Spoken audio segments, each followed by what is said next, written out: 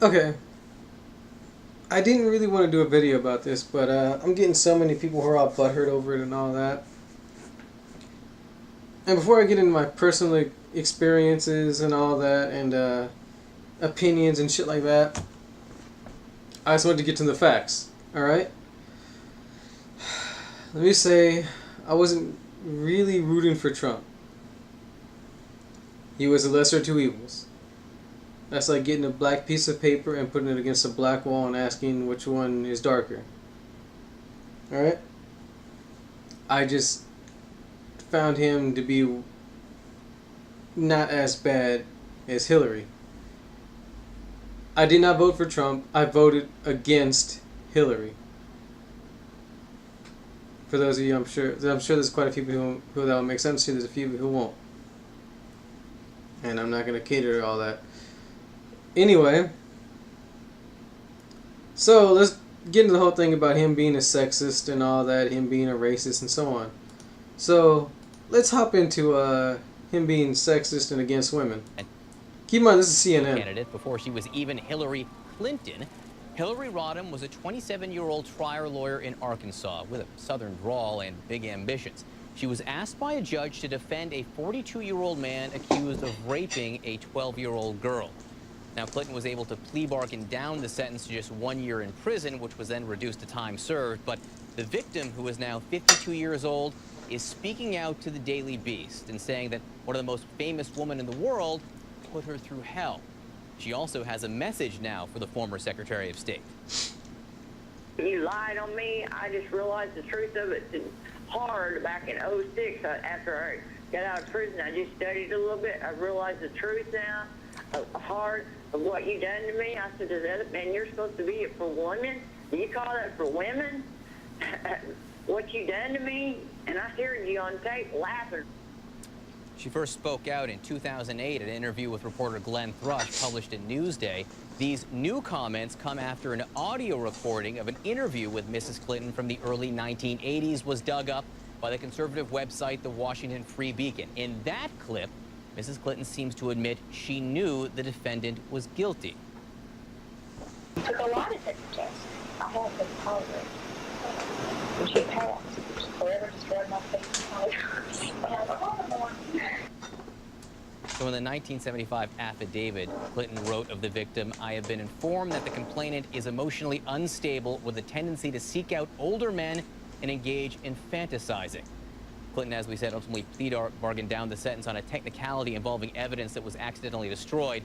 But the victim says her life was ruined as well and now says she's ready to stand up. When I heard that tape, I was pretty upset. I went back to the room and was talking to my two cousins, and I cried a little bit. I ain't gonna lie. Some of this has got me pretty down, but I thought to myself, I'm gonna stand up to her. I'm gonna stand up to what I gotta stand up for, you know. Josh Rogin is a senior correspondent for national security and politics at the Daily Beast.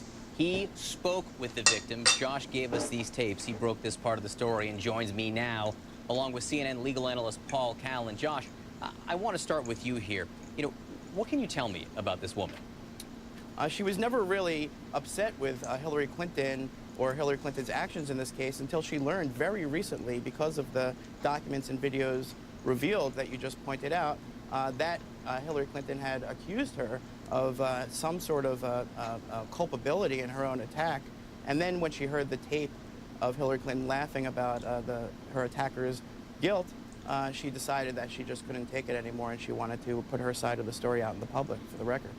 So she heard how Hillary Clinton handled the case back in 1975. That was part of it. That's why I want to bring in Paul Callan, our legal analyst here. Paul, I should say, CNN has reached out to Mrs. Clinton for comment. They didn't respond. But in 2008, in a Newsday article, then Clinton spokesperson Howard Wolfson defended the conduct, saying, as an attorney and an officer of the court, she had an ethical and legal obligation to defend him to the fullest extent of the law.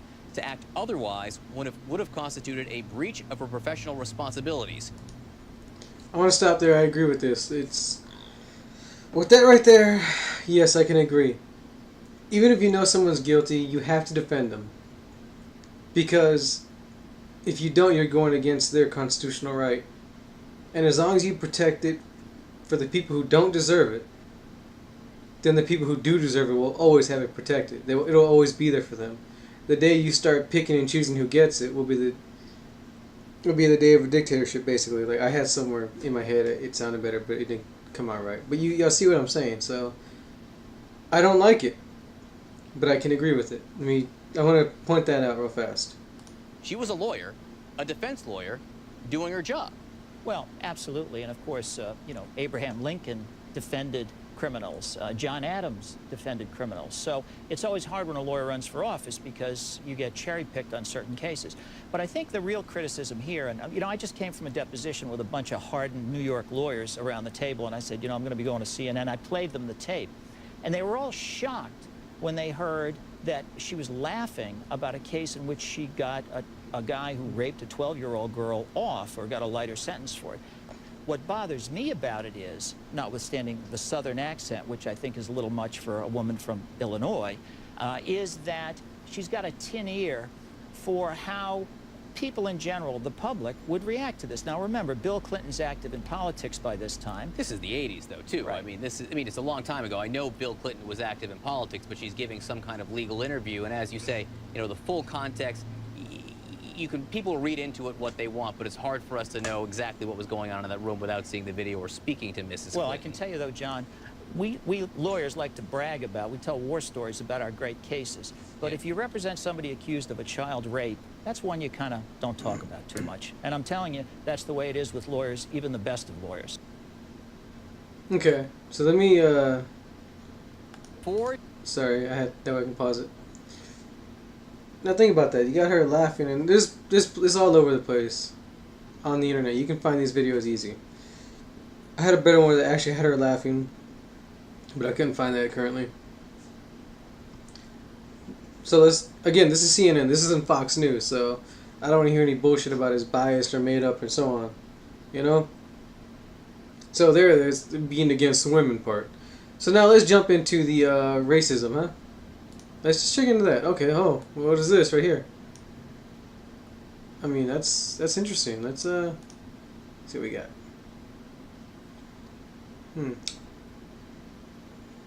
Okay then, well. So immigrants to country, the African Asian countries, according to the report. The Thursday, the El Universal, I don't know what the fuck, okay. To return to their home country, Socorro Flores? Caribbean and Mexican Foreign Ministry and now Universal deal with the influx of immigrants by setting up shelters and working in the countries of the origin of the immigrants on deportations. Now, for anyone who may not know this, there is only one place I know of where people were fleeing their country, and aside from maybe North Korea, would be China. Because there's a practice called Falun Gong, Falun Dafa, where people who do it are being imprisoned, and then whenever an official or somebody rich needs an organ, that person becomes an organ donor and has their organs removed. Keep in mind, there's no anesthetics, there's no pink, there is nothing. They just strap this person to a table and just start cutting them open, taking their organs out because they're going to die anyway. They don't give a shit. And give it to whoever needs it. And there's a channel called China Uncensored who talks about this. They even had all the documents, all that. And he goes into it a lot better than I could ever, if you ask me. So, people who are fleeing to try and stay alive, at least most likely people who are fleeing to try and stay alive, are being sent back. It's gotten to the point where people are literally strapping bombs on themselves, all Iraq style, going to an airport and making a scene. That way the police push people back, and that way when they only have the government officials, then they set the bomb off. Because they're not after everybody else. They're only after the government officials because the government officials are the ones doing this. That is what is going on over there. And these are the people who are being sent back home. These are the people who are being sent to die. And I realize saying that and then acting trying to give you sympathy, but think about that. Your son or daughter, your husband or wife, was strapped to a table, fully conscious, and cut open to give to somebody who can donate money, or to give to them, or to save the life of someone who's who's making sure that is happening to you.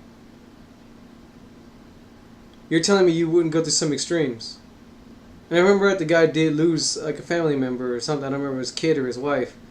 I remember he lost somebody for something. I think it was similar. I don't exactly remember all the details. But again, like I said, I give you the channel name. You can look into it yourselves. These are the people being sent off to die. But yet, Trump is racist because he's worried about Muslims who have attacked Nice, the Paris, I think it was Greece, or the Rome, I forget. Then the Russian attacks. Let's not forget Germany with the organized rape attacks. Then the ones here, was it New York or California? You got all these attacks coming from these guys, one group of people. And I'm not saying all Muslims should be banned.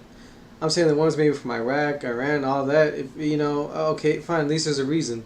But like people from Bosnia that are Muslim, I'm like, yeah, that's a little bit different.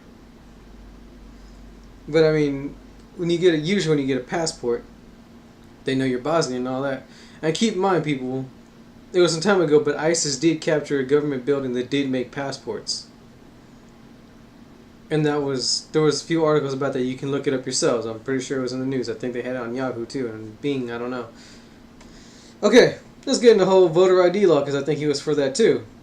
Mexico's national voter ID is part of the culture.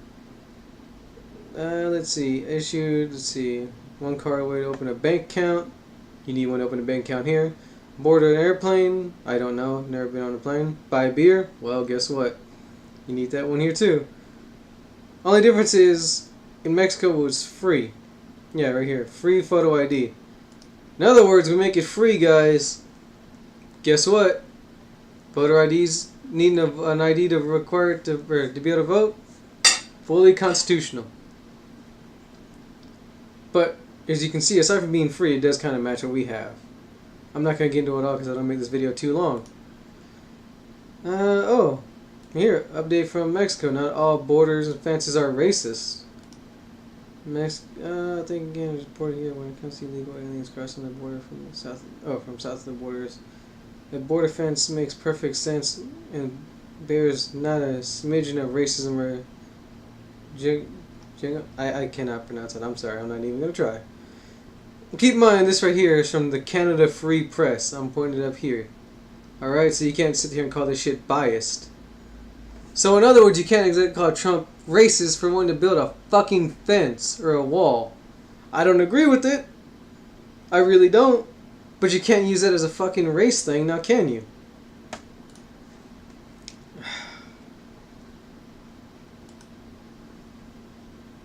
It's complete bullshit. Alright, I'm sick of this crap. Oh, he's sexist, he's racist. Well, you know what? Fine, I'll give it to you. Maybe he is, but...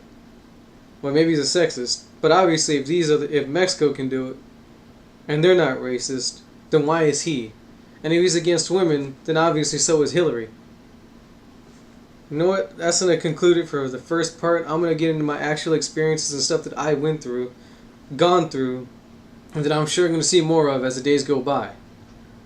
So, please, be out for part 2, which should be coming pretty much right after this. Anyway, take care until then. Y'all have a good day, and I'll see y'all real soon.